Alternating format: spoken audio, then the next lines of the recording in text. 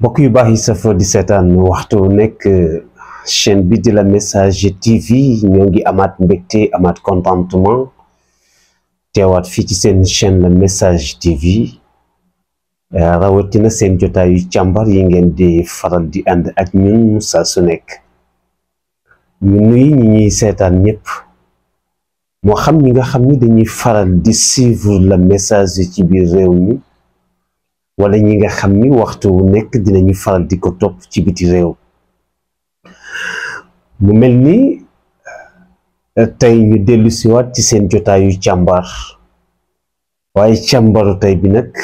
dañu koy delloo ci ñenn nit ñi nga xam ni dañuy faral di analyser jëmale ci wàllu politique waaye surtout après résultat yi nga xam ni moom moo am ci élection législative yi mu mel ni soo xoolee ñu bari def nañu ay analyse def ay sondage surtout ci parti de l'unité et du rassemblement muy parti PUR te mooy bu ñu seetloo analyse yi nga xam ni moo ci gën a yaatu mooy dañu gis ni le PUR ci biir sàmm sa kàddu moom moo ci perte mu mel ni nag loolu dafay am solo tuuti ñu def ci tamit ñun en tant que ko nga xam ne dinañ faral di analyser suñu xoolee ci taarixu politique bu parti PUR depuis PUR commencé dem ak boppam rawatina muy ci élection présidentielle gis nañu résultat yi nga xam ni doon na ko am ba ci élection présidentielle yi nga xam ni moo mujj a am ñu gis PUR génn ci 3e position Khalifa Sall ñëw nekk 4e position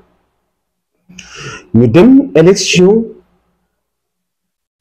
législative PUR ñëw bokk ci biir coalition sàmm sa kàddu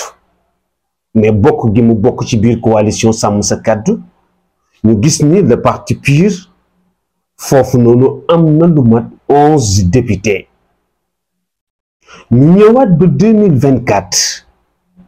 ñu jëmaat ci ay élections le parti PUR bokk ci coalition sàmm sa kàddu mais ñu dem ci biir élection yi ñu gis ni ci analyse yi nga xam ni moom la ñu def ci résultat yi nga xam ni moom moo génn mën nañoo wax ni parti PUR par rapport ak sondage yi su fekkee dina am député mën na am benn député lay am loolu nag ñu bari ci ñuy analyser dañoo gis ni loolu PUR jëmul ci kanam maanaam mais dafa dellu ginnaaw ci taarixu politique ndax ñi ci wax fiñ ko teg ak argument yiñ ci joxe mooy dañoo gis ni parti PUR dafa boole ñaar mooy ki nga xam ne moom mooy le président du parti muy Serigne Moustapha Sy dafa am ñaari casquette bu njëkk bi mooy en tant que un leader ci wàllu politique waaye en tant que guide ci wàllu religieuse ñaari casquette yooyu nag daf ko may aussi ci ñi nga xamante ni ñoom la yar ci kippaaram benn ñu leen di wooye ay taalibe mooy ci gëm gi nga xam ni moom lañ ko gëm ak bàyyi googu nga xamante ni moom lañ ko bàyyi xel dafa may le PUR fépp foo nga xam ni moom le président du parti joxañ pour ñoom ñu war a voter foofu parce que mën nañoo wax ni su fekkante woon ni militants yi wala taalibe yi maanaam 50 personnes lañu mais ñoom ñëpp déjà dañuy dem ñu voter ci côté boobu noonu loolu nekk benn gagné boo nga xam ni PUR daf koy gagné ci élection bu mu man di doon par rapport le parti PUR tamit président bi yàlla may ko ci biir parti bi loo nga xam ni mayu ko yeneen parti yi ci des mayu ko yeneen parti yi ci des mooy lan mooy ndax ku ne xam na ni leader politique yi nekk ci Sénégal ñu xam leen yow mën ngi jiite benn parti mais soo demee ba ci benn moment nga def transhumation maanaam jóge ci parti dem ci beneen parti li ñu gën a seetlu mooy su fekkante woon ni 50 personnes nga am mën nañoo wax ni militants yi ngi jiite ñu ci gën bari duñu la topp ci jóge gi nga jóge ci benn parti dem ci beneen parti loolu gis nañ ko ci ay parti yu bari mais nag change bi yàlla defal parti PUR mooy moom ak fu mu mën a dem mën nañoo wax ni dafay yóbbaale ñi mu am loolu moom yàlla defal na ko parti PUR léegi nag ñi analyser tamit dañu gis ni ci biir coalition Sàmm Sa Kàddu PUR duggam ci coalition Sàmm Sa Kàddu moom moo ci perte lu tax mu perte ci ndax moom ci biir coalition Sàmm Sa Kàddu mën nañoo wax ni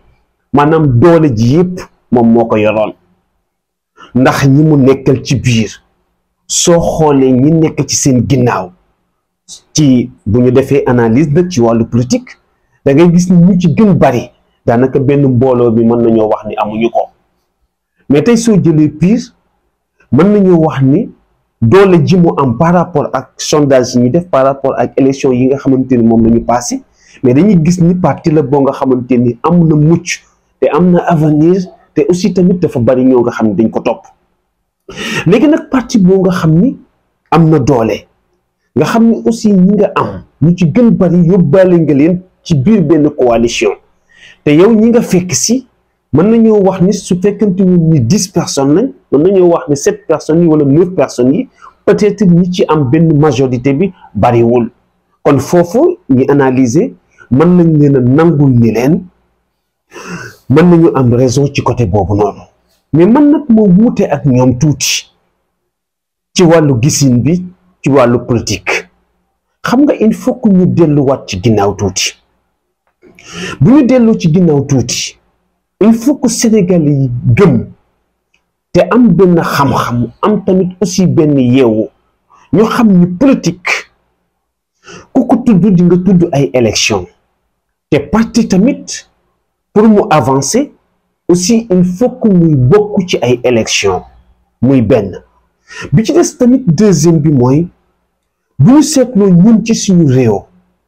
daf ci bari ay ñoo nga xam ni ñuy suivre wàllu football bari na ci ñoo nga xam ni duñu ay sportif même troisième bi mooy ci wàllu politique mooy bari na ñoo nga xam ni waxandoo ak riirandoo moo leen di yóbbaale ci wàllu débat yi mais ci wàllu politique bariwuñ ci xam-xam tuuti lu tax ma wax loolu mooy xam nga su fekkente ni yow da nga nekk supporter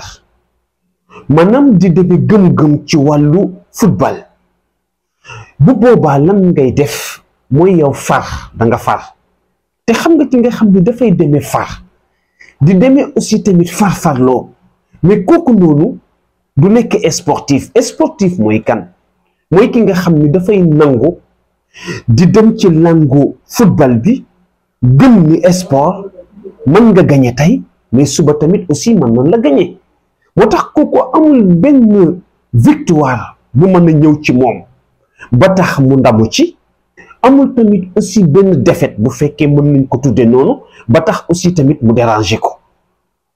bi ci des tamit mooy aussi bu fekkente ni da ngay suivre wàllu politique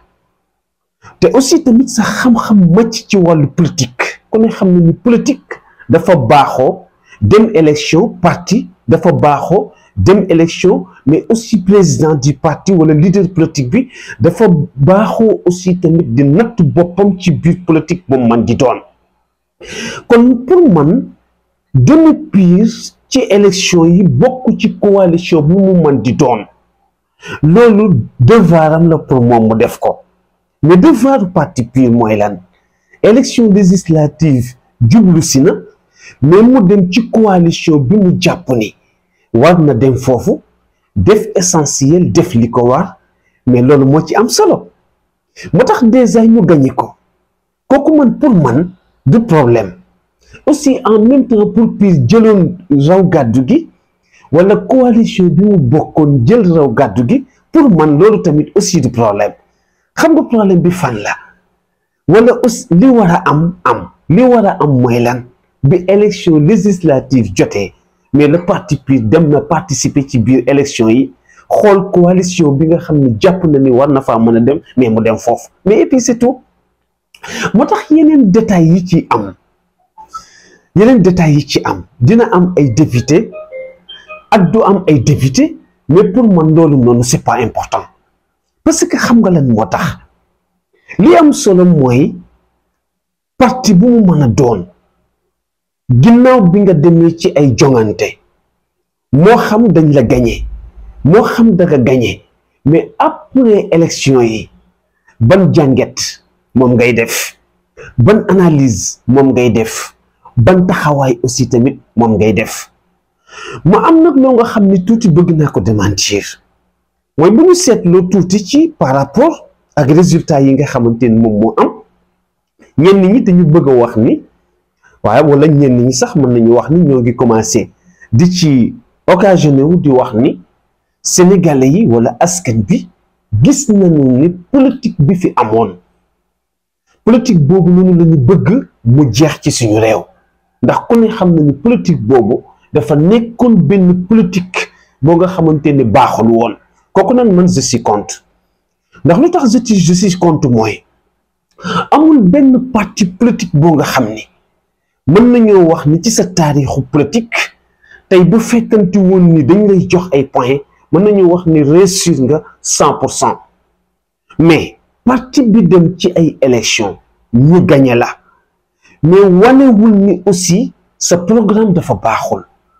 wanewul tamit aussi ni sa politique dafa baaxul wanewul tamit ni aussi mais politique bi nga doon def du politique boo nga xamante ni askan bi d'accordul ci 100%. bu ñu déparé ci parti PS mooy bu Abdou Diouf mais su fekkee ne aussi politique bu PS même commencé naa jeex mais loolu wanewul ni PS musul def benn résultat bien sûr ci biir PS am na ay résultats yoo nga xam ne mën nañ ko tudd donte am na lu bari loo nga xam ne mën nañoo wax ni aussi baaxul bu jëlee même ci aussi ci parti démocratique Sénégal bu Abdoulaye Wade mais Abdoulaye Wade mën nañoo wax tamit ni ci biir politique am mais bari na ci loo nga xamante ni ñëpp nanguloon nañ ko ni lu baax la donte am na ay erreur ak ay failles yoo nga xam ne aussi mën nañoo wax ni baaxul même ba ci Benno Bokk Yaakaar bi nga xam ne moom moo fi mujj bu président Macky Sall mais ci politique boobu tamit bari na lu ci mën tudd loo nga xam ni lu palpable la loo nga xam ni lu baax la en même temps loo nga xam ni mën nañ ko tudd ci loo nga xam ni mën nañoo wax ni baaxul xataa ba ci régime bi fi nekk muy parti Pastef même su fekkee ni dañ koy tudd même ñoo gagné élection présidentielle yi en même temps ñu gagné élection yi nga xamante ni moom mooy élection yi législative yi mais même fii ñu toll nii tey jii nii kuy def càmbar tey wax rek te yàlla tax waxuma nag di wax di ko teg ci ay parparloo mais su fekkente ni dañu wax te yàlla tax ku ne xam na ni Pastef même su fekkee ni am na ay résultats ci ñaari élection yi nga xam ne jotagul na ko def mais mën nañoo wax ni aussi tamit ci seen biir politique mais bari na ay failles yoo nga xamante ni mën nañ ko tudd xam nga affaire bi lan la maanaam parti wala leader mooy toll foo nga xam ni suñu dee wax dañu naan dafa toll ci ay guddeem Abdoulaye Wade toll woon na ci ay guddeem Abdou Diouf toll woon na ci ay guddeem guddi yoo nga xam ni tey jii nii mais ñëpp duñ ko gëm te gëm gi ñu ko gëm xoolatuñu ay faayam parti bu tolloo ci ay guddeem ñi ko gëm duñu xool ay faayam moo tax bu demee élection daf koy gagné Abdoulaye Wade bi mu toll ci ay guddeem bu demee élection daf koy gagné mais gis nga bi mu commencé di jeexal bi mu forcé mandat bi dañ ko gagné président Macky Sall bi ñu toll ci ay guddeem mais élection bi mu dem daf koy battre mais bi mu forcé dañu ko gagné mais Pastef tamit nañu jàpp ni aussi daf di parti boo nga xam ni dafa toll ci ay guddeem loolu tamit aussi nga ànd ak moom nga ñàkk ànd ak moom il faut nga nangul ko kon toll bi mu toll ci ay guddeem nag ku mu demal élection aussi daf lay gagné mais loolu nag wanewul ni Pastef rek moo fi nekk wanewul ni aussi tamit Pastef mooy parti boo nga xam ni mooy parti bu baax mais en même temps yeneen parti yàgg nañu def ay résultats mais te ci biir def gi ñu doon def ay résultats tamit mais élection moo ñëw ñu gagné leen kon par rapport ci résumé bu gàtt mooy problème bi du problème mu le parti PUR dafa bokk ci coalition Sàmm Sa Kàddu wala dafa bokk ci coalition Takku Wallu wala dafa bokk ci coalition Jàmm ak Njariñ analyse bi lan la mooy il faut que ñu jéem a nekk ñoo nga xam ni dañuy jéem di dund politique te ku dund politique di nga xam ni dem ay élection soit que da ngay dem def résultat wala nga dem élection soit que ñu gagné la wala nga dem élection nga gagné ko kon loolu noonu rek moom moo ci am solo. ok gannaaw bi ñu seetaanee vidéo bi ba pare ñu ngi lay ñaan nga bës fii ñu bind j'aime bu fekkee gën nga ci chaîne bi nag bësal fii nii ñu bind s'abonné après nga activer cloche bii nii mën nga tamit wax sa xalaat fii nii ci commentaire yi lii nag doo ci fay dara te dina tax